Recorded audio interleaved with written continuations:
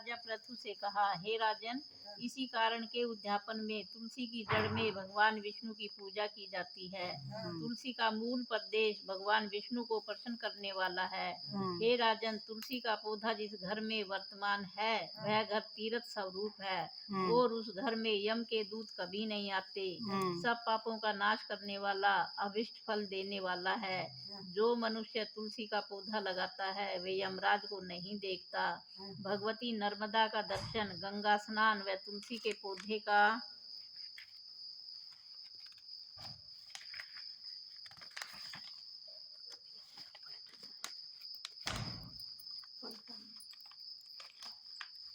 संसर्ग, भगवती नर्मदा का दर्शन, गंगा स्नान व तुलसी के पौधे का संसर्ग, यह तीनों पुण्य पद हैं। तुलसी का पौधा लगाने से, सींचने से, दर्शन से और तुलसी को छूने से कामिक, वाचिक, मानसिक आदि संपूर्ण पाप नष्ट हो जाते हैं। जो प्राणी तुलसी के दल से भगवान शंकर का पूजन करते हैं वह पुनः गर्भ में नहीं जाते। निसंदेह वे जीवन मुक्त हो जाते हैं।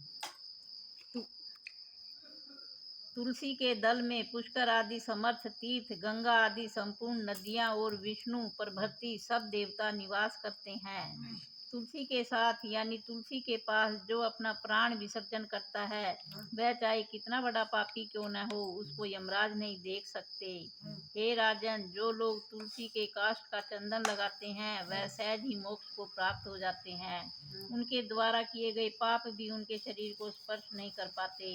हे राजन, जहाँ तुलसी के वन की छाया हो वहाँ पर पितरों के निमित्त दिया हुआ दान सर्वदा के लिए अक्षय होता है।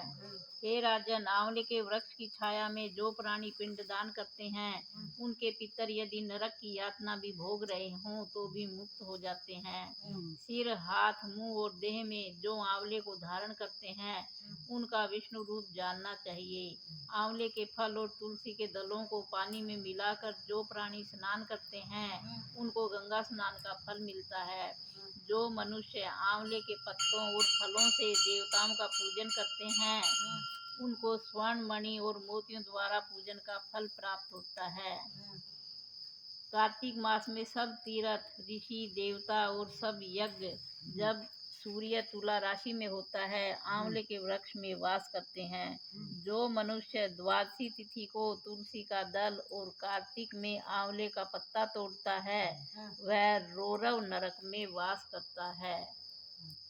तुलसी को हाँ, तो फिर चढ़ावा का द्वादशी तिथि को। अच्छा, द्वादशी को। हाँ, द्वादशी तिथि को तुलसी दल और कार्तिक में आंवले का पत्ता तोड़ता है वह रौरव नरक में वास करता है। जो कार्तिक में आंवले की छाया में बैठकर भोजन करता है उसके अंत संसर्ग में सब दोष नष्ट हो जाते हैं। कार्तिक मास में जो आंवले की जड़ में भगवान विष्णु का पूजन करता है उसको श्री विष्णु क्षेत्रों के पूजन का फल प्राप्त होता है। आंवले तथा तुलसी की महत्ता का वर्णन करने में श्री ब्रह्मा जी भी असमर्थ हैं। इसलिए धात्री और तुलसी की जन्म कथा सुनने से मनुष्य अपने वंश सहित मुक्ति प्राप्त करता है। बोलो तुलसी माता की जय, विष्णु भगवान की जय।